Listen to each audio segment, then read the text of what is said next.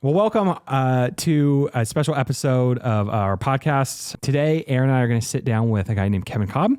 And Kevin has accepted our position for high school and beyond. Kevin lives currently in Paso and will be relocating here for this new job. And we wanted to take a few moments to have a conversation with him and let you hear it so you can begin to hear Kevin and his personality and his heart that I think will really come out in this. And he'll be here on the 19th of March and he'll be getting going. It'll be slow go, I'm sure, in the beginning because he's really going to be building up kind of two ministries from the ground up for us. But we're really excited to bring him on board. This has been a long time coming.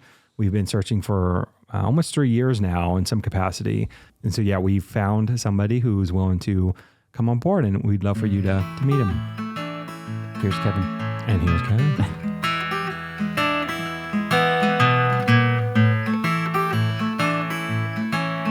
This week we're talking about.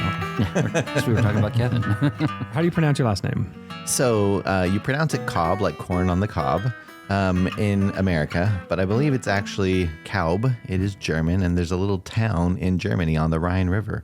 So, Kevin, you are have accepted our position for high school, and what do I call it? We need to come up with a name already. See, I actually, when I was trying to explain it last week, what I said was, postgraduate into 40s, single, married. It's just, it's like a mindset of where people are at a given time. Because it's not like, you can't just say young adults because people have a definition in their mind of what young adult means. True. Very true. And some people are like, yeah, I'm that. And they're like 40. And some people are like, no, I'm not that. And they're like 25. And it's just, so there's got to be a better definition and name for this thing.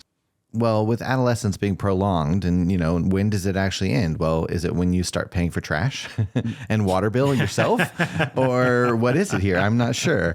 So yes, exactly. Like I don't know when there is an end to it, but I am excited to help people on journeys. So give us a little bit of a history and give us a little bit of like your ministry background. I grew up in a Christian home. My parents were always involved in the churches as we moved around the country for large stints, not quite like a military family, but I can relate a little bit to that. I really started to solidify my faith as a person, myself, in junior and senior year of high school. That transition to when I went into college at UC Davis, I instantly got connected with a large college ministry, fell in love running sound, and then slowly got involved with leading Bible studies and eventually kind of came to be the intern and then the interim director of this, 250 plus college ministry. And I loved it. It was the best time of my life. Now, I had been in electrical engineering, so all of my classes there don't translate to anything else. So you got to just stick with that all the way through.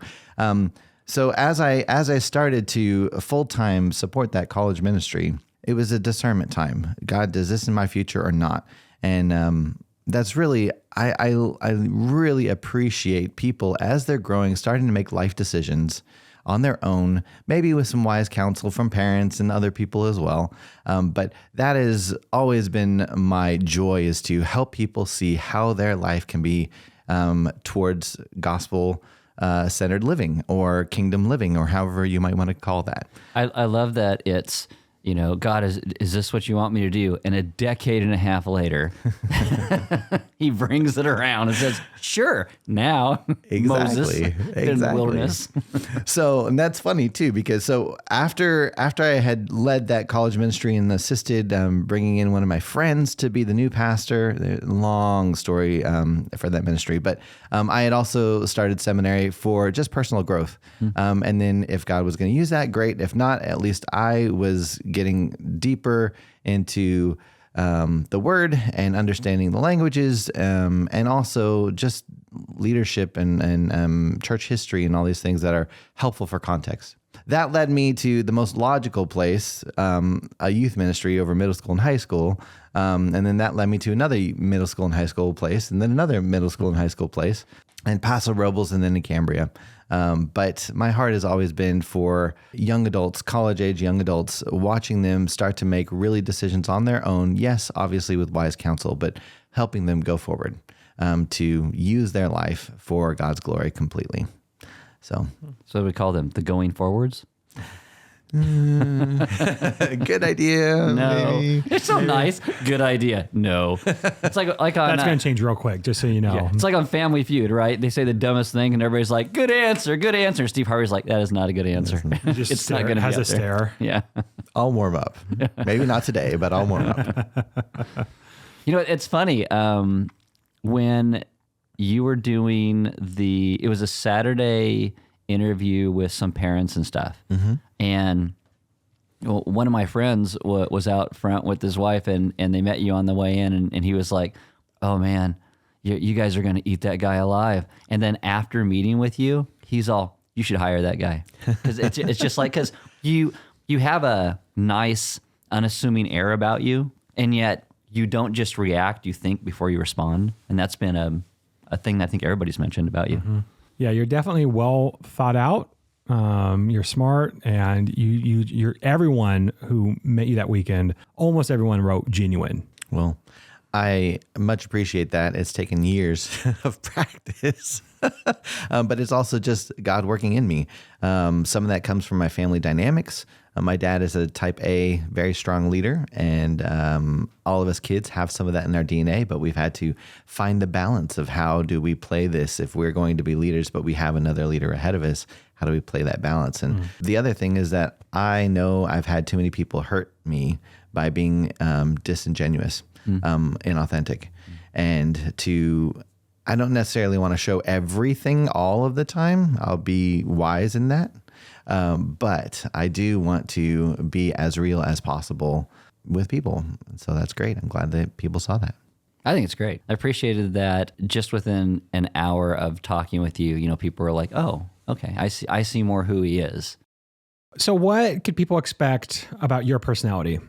Like you said, thoughtful, unintentionally. My brain, if you give me a thought or a question, it blooms into a dandelion of 1,000 things. And so you have to just wait for my brain and me to kind of catch which is the best way to take this conversation. I'm not listening to you. I am actively listening to you. I just have to gather my thoughts in a couple of seconds before I can respond sometimes. Other things, I may not be the most forward person until it's necessary. So feel free, interact with me. I am an introvert, but I do love people. And I told them not to be weirdos when they talk to you, though. So what do you mean by weirdo? I told people, I said, look, don't accost him and be a weirdo, because I got that covered for all of you. So just be nice. Yes, I would appreciate some nice people saying hi to me. But at the same time, feel free to ask whatever. I do want to get to know you, and you wanted to get to know me, and I'm happy to share my life with you because that's what we're called to do as a church. And that's my calling, is to be myself, and what God has been doing in me and through me still is doing in and through me. And as we build that relationship, that's going to help us all move forward together. It's been probably almost 3 years since we've been looking, and you came.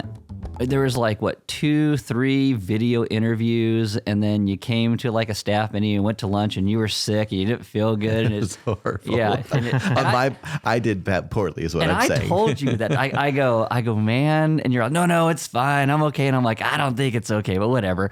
And we went out to lunch and stuff, and afterwards we sent some questions, and you're like, if you guys really don't want me, this is okay. I don't need to jump through the hoops just to make me feel better that you still have me jump through the hoops if you don't want me. And it showed a lot of situational awareness, which we actually really appreciated, because it is not something that most people would do. Either most people would just be like, look, I'm not going to respond anymore, or take me out of the ring. And it was really just more of a, I would understand if I'm not the guy you're looking for, and it's okay. Were you surprised that we were interested in pursuing you? Yes, I'm 42. I'm old. I'm single. What am I going to do with school and high school students? I get that. I'm also an introvert more than an extrovert. I'm right borderline kind of, but so I'm not going to be the crazy hat, high energy, upfront guy that some people might think for youth. But I can be fun, and I do love people, and people see that genuineness is part of the, that shepherding heart that I have, and people love that. And I'm thankful for that. So yeah, there was definitely some of these pieces where in that process, I was like, well, a logic would say that I'm probably not the right person, but I appreciate that they've kept this going. And also it was a long process. So there was that piece of it too. So that's why I'm like, No one said we move fast. that's all right. Yeah, there was some pieces there that I just felt like I really engaged with the culture and the people and the team, but I may not be. I mean, I also heard this question, like, do you think you can still engage high school students? Do you think you can still engage And I was seriously rethinking through that. I'm like, well, what do I know? What do my experiences tell me? What do I know about the middle school and high schoolers that I'm still interacting with today? Long answer made short. I was a little surprised, in a great way, though, that you were interested in me, just because I think it's a rare thing to get out of the stereotypical youth guy. And I'm not that. I have some of those skills and experiences, but I'm not that. And so, yes. And then the new role of high school and forward. Ooh, nice. High school and forward. We're going to call the N forwards? No. He's just going to pressure me into something. We're going to find a name. We're going to pigeonhole this into something. So, actually, that was one thing that really, really helped bring it back here was this is kind of like the dream job for me. Why am I so hesitant? I just fear from moving from where I was comfortably. So you weren't currently working in ministry vocationally, right? correct. Past couple of years, you've been in a tech job. Yes. And we actually found about you before you found out about us. Yes. Due to Nate Moss, the principal across the street at Delta. That's right. So can you give us a little bit of background of like what you're doing the past couple of years? To summarize some of this, there was a leadership change at the last church that I served at for a full time in Paso Robles, and it was time for them to make some changes, and so I needed to find new employment, which is great. God kind of released me from there and also provided me a half-time position ministry in Cambria. This is in 2018. The summer of 2018. So I'm like, okay, God, you give me talents. I can be a tent maker and still do some of this ministry. Although I was driving a lot to make that happen. Because you were living in Paso. Living in Paso, working in San Luis Obispo, doing ministry in Cambria, driving back over the 46 to go home on Sundays. Is that when they still had like the drought and you couldn't drink water? Yes. Okay. Yes. Especially in Cambria. Right. So it was, I did that for nearly 2 years. There was another pastoral shift in Cambria, and I'm like, here I go again, which is fine. I've been through many different leadership transitions, which is God just putting me in the right place at the right time, I guess, even though it's difficult. And so as we were working through that transition at one of the churches there, I just started to, this is a term that gets thrown around maybe too much. It felt like a little bit of burnout. My work responsibilities at the tech job were increasing, and my effective time in Cambria with the middle school and high schoolers was good, but I just didn't have the energy to keep moving it forward. So kind of with the team, developing the leaders, growing them so that they could take it over for a season. Christmas of 2019, I said goodbye. In February, I went to Hume with them one last time. 3 weeks later, California shut down for COVID. I was like, okay, thank you, Jesus. I'm glad that, that timing was a season of closure for that ministry. And they are restarted and going in great places at Cambria. I still love them and keep in touch with many of them. So I'm very thankful that God just kind of brought it to a close, took a pause, and brought them back. And the same with me. So from 2020 through now, I've been working in San Luis as tech, but tech isn't my thing. By training and by fun, intellectual, shiny objects I can enjoy. But people are my thing. So I've gotten more value out of interacting with the college students that serve at, that work at the shop in San Luis Obispo than I have at fixing technology things. Nate called me. Nate told me about Element. He's like, hey, I got this thing. I think you'd be a great fit. Can I pass on the information? I'm like, sure, I've been praying that God would open a door, whether it was into ministry or just something different. This is maybe what it is. So let's just move forward. So I was very encouraged by Nate there, but also just that, hey, maybe there is a chance, even though I've been in the tech world for a long time, well, 5 years, that God might have full-time ministry back in my life again.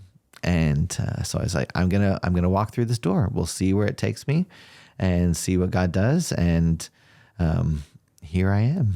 What values did you see in us that you appreciated enough to accept an offer or even entertain taking a position? This is the nice way of saying, can you compliment us? I'm not trying to compliment us. For the position for Element, I mean, Nate invited me to pumpkin killing. That was the first thing. He's like, by the way, that's like tomorrow. If you want to come down, you should did you see come? them. I didn't. And so just looking at the website and seeing some of the events and whatnot as I was getting to know you guys, I really see a church that's trying to reach the community and actually having practical ways of doing that.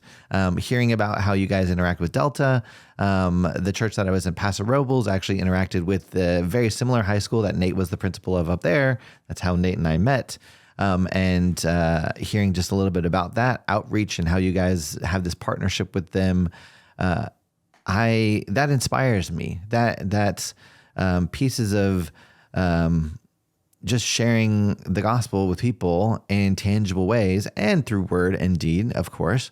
But sometimes I don't see that as much as I would hope across Christianity and, that I've been around. Those pieces of outreach and authenticity and relational type ministry were huge for me. I also really appreciate that some of the watching some of the Sunday mornings remotely here, just your music style, which is, I love hymns and I love newer music that's coming out, as long as it's grounded. Exactly. Yeah. I was just excited about that too. I was like, this feels like home to me. If I lived in Santa Maria and I wasn't on a church staff, I probably would pick Element as the church that I would want to go to. So those pieces, and as from the little bit that I got to see from the whole staff, you guys look like you're having fun. And that's another really important thing. I really enjoy and appreciate being part of a team. I really appreciate people who are willing to be iron sharpening iron and have that as the known value between each other, so that you can be sarcastic and you know that this is really just for fun, or it's also, no, I really do want what's best for you. And I feel open enough to share those things with you just so that we can all grow. Well, I'm going to ask you a question, and you can feel free not to answer it right now or anything like that. I was thinking about this beforehand, and it might be better for me to ask you this question now rather than you have to answer this question like 100 times to different people. But you're 40 and you're single. Not that there's anything wrong with that. You looked at the scriptures, and I mean, Paul is the one who says singleness is amazing. It's great. It's wonderful. But church culture is weird. So what would you say to help maybe head off, not having to answer that question 100 times, just, Kevin, why are you married? Why are you single? Sure. So there were a few in college, and there has been few marriages? No. There were a few relationships in college, and one in the Bay Area when I was there for 3 years, and then one in Paso even. But I will say, as I progressed from college into leading college ministry, for a long season, 7 or 8 years, I really did feel called to singleness. And out of what Paul says, I don't burn with a passion. I do like companionship, but I had really good friends. And that's how God met that family camaraderie need. For a long time, that was just like, that's what I think. That's what I feel like God had called me to. And then you know what? That's cool for us because we get more hours out of you. It's true. Well, that's what Paul says almost. Right? Yeah. So that's kind of where it started. There were a couple of different relationships and with friends as they were getting married and other things, and even questions in my heart as I was dealing through some things in my life that really just came. God made it clear. He's like, well, maybe your next step to learn how much I actually love you, what it is to really be in an unconditional love relationship, though I know it's even more difficult, would be to, be married. So he opened that possibility back up again, but I am not actively pursuing anything. I'm just letting him kind of lead me as that comes. I'm not against marriage. I am for marriage for myself when God brings someone along. But it is, being married to somebody weird like me. And you don't just get married to get married because you're checking it off the list, right? No, it's for the relationship. Yeah, it's a calling. Yeah, exactly. Yeah. This is how God brings another partner into your ministry in a sense, together. And you serve alongside, you sharpen each other, you encourage one another. And then as if a family comes, then that becomes your first ministry. So I'm open, but God hasn't made that way just for me yet. There you go. So leave him alone. I think it's great. I think that when God calls people in particular places in their lives to places of singleness, I think he actually develops deeper friendships for them of what they're actually supposed to be within the church. I think sometimes in our culture, because of everything else that's going on, we actually don't develop healthy, deep relationships that we could. Yep. You mentioned music. Do you play, sing? Music has always been kind of part of our family. At least you have to try it. I was the one that stuck with it. So most of elementary all the way through high school, I had piano lessons, picked up trumpet in middle school, played that all the way into college a little bit. In the Cal Aggie Marching Band at UC Davis. The shameless plug. So, and then in college, particularly with that ministry, that college ministry, keyboards can go so far, but you can't carry them out on the trail or like fly with them very easily. So Keytar mobile amp. I picked up acoustic. So acoustic guitar, and singing as well. So for many of these different things, I am at the middle school level of leading worship. It's wonderful. But then also that was fun because I do have a lot of musical background. I love helping people learn an instrument. I may not be proficient at it, but I can help you understand the music so that you can learn. I'm teaching my nieces piano right now. They live in St. Louis Obispo. I really do just helping people use their musical talents in a worship ministry, wherever that might be. So that was one thing that I loved in the Bay Area. I would love to see a youth worship band or something like that come out in the next couple of years here. It'd be fun. That'd be pretty cool. Yeah. So take us back to your kind of experience with youth ministry, high school ministry. Is there anything from that you carry with you today that you want to see you carry forward? One of the things that I've seen many different ways, unintentionally, sometimes older adults or just in general culture says, oh, these younger people, they're not ready to be involved and they don't want to be involved. So we just need to cater to what they want. What I have seen and love to value in youth ministry is actually empowering students to take some ownership, to take some responsibility. So whether it's building up just a group of teenagers who they want to start a club at their high school, or whether, like I said, the youth band, or maybe encouraging some of these younger teenagers to have a role in eKids.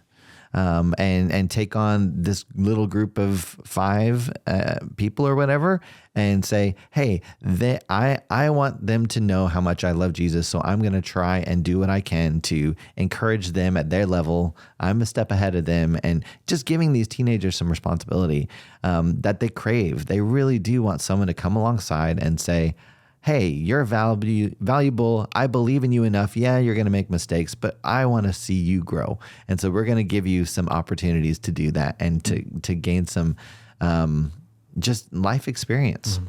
And then the other thing, you can force conversations and you can teach till you're blue in the face, but unless it's an authentic relationship, it's you're not capturing everything that you can in that growth. So relational ministry is huge. So whether that's sitting at Starbucks and having office hours, or whether that's, hey, I have a problem with my chemistry or physics questions. I'm a nerd, so I can help answer. But in that, we're going to build some trust and some camaraderie, and that will help us later when we hit some hard topics about how do I deal with parents or teenagers or friends or whatever in hard situations. So shared life together. And I think that fits in with kind of who we are and strive to be. That's awesome. How do you partner with parents? And at this time, would you have anything for a parent listening to this, any kind of words that you'd like to tell them? I really appreciate parents, and I want to let parents know that I will be for them with their teenagers. Parents are, even though teenagers may say no, that that's not the most influential piece of their life, parents are the most influential piece of a teenager's life. And so I want to be for any of you parents out there. Please come and ask me any of your questions or share with me your stories so that I might just pray. And I want you to know that my goal is to support you as you raise your children to the best of your ability. So there's that. And then on the other side, I also want to say, when I'm interacting with your teenagers, my heart is to whatever they're telling me, even if I don't understand it, I'm going to say, your parents still love you. Mm-hmm. And I mean, unless it's something really, really drastic that needs, authorities involved, your parents still love you, and they're trying hard. They're not perfect, but they're trying hard for you. And you may not feel like that right now, but let's try and work this through with your parent.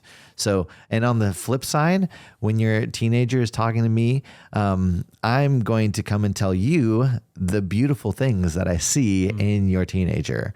And yes, obviously, if there's some rough edges that maybe I can feed back to you because we've had that trust built between us, my goal is to support you and encourage you as I can, and to do the same with your students. Your first day will be Sunday, March 19th. So what would you say you need coming in? So there's a new position. This is our first time hiring somebody from the outside in. Is there anything that you would like to say as you kind of transition in that we should know or you need help with?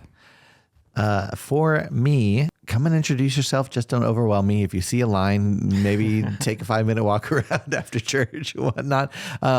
Feel free to invite me over, or just share with me your experience of Element and who you are, because I would love to get to know you all.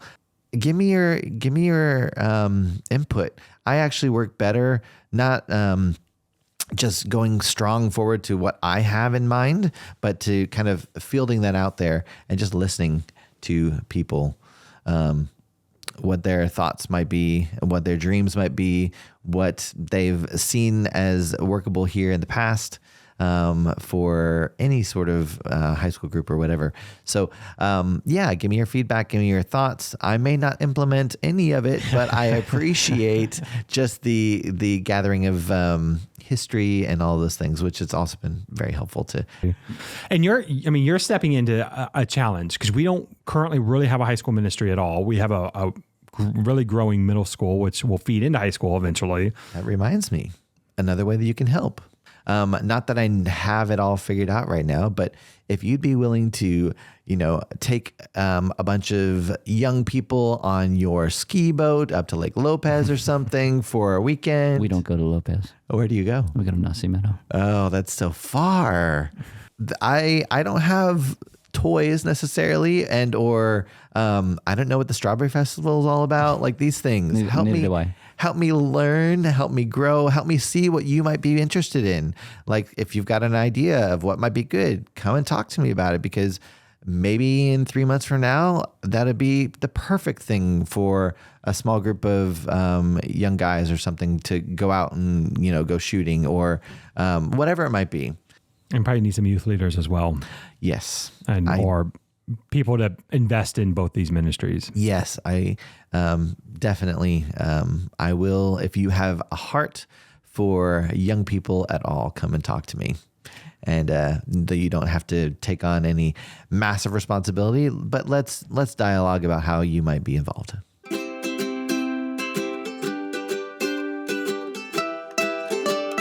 Quick questions. Just whatever answer comes off the top of your head. What's your favorite color? Red right now. Wow. It changes. If you were to win the lottery, what would the first thing you spend your money on? Well, you got to define that, right? Because winning the lottery could be like $2. It could be. Making money, making real money at the lottery, hitting one of these mega billion dollar lotteries. Billion? Well, That's when everyone plays. Well, I'd give half to my government because I have to. there you go. Take out government and church. What do you spend money on? Well, see, that's the thing. I'm too practical. You are. My thing is, let me get a home paid for that I feel comfortable in, so that I can do ministry and use all the rest to do fun and good things. Yeah, I'd pay off all my friends' houses. Yeah. That's the kind of thing. Yeah, exactly. If you were a superhero, who would you be? That was a hard question in the interview process too. Let me pick Spider-Man. As a kid, the superpower that I wanted most was to be able to fly. In fact, I dreamed of like building rocket shoes, like Get Smart kind of a thing, like taking it way back on the Nick at Night stuff. But yes, that would have been fun. But that's different than the superhero personality and character, right? So that's why I picked Spider. If you were a bicycle, what type of bike would you be? I'd be a mountain bike because I enjoy being outside and exploring. What is the last meal that blew your mind? I really enjoyed the lobster mac and cheese with a little bit of sriracha at Cool Hand Luke's yesterday. Okay, It's a we're little never different. going to lunch. That's fine. You don't have to. It's just something different. When you go on vacation, when do you pack your suitcase? Generally a couple days. You're fully packed, just throwing last couple things Not fully in. packed, but let's say 80%. I concur. I Yeah. used to not. I'm like 80%. Yeah. Couple but, days before. but not like 5 days. I'm talking like 2 days. Oh, no. I'm like 5 days. Got it already. I'm like, when am I leaving? All right. Well, this was fun. I appreciate it. I think you're gonna get overwhelmed a little bit coming and starting a new place, and people are gonna be excited to get to know you. I know Nick's already invited you over for karaoke. Oh gosh. So We'll see how that goes. let's see how that goes. Well, thanks, Kevin. I appreciate you coming down on Saturday and talking to us. And thank you guys. I'm excited to be part of the team, and I'm excited to be part of Element, and we will, I'm excited to see what God is going to do. Yeah, it's going to be great.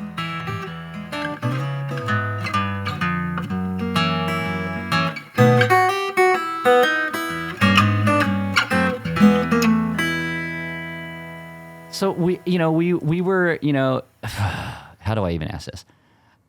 Well, this must be a doozy based off the last question. No, we're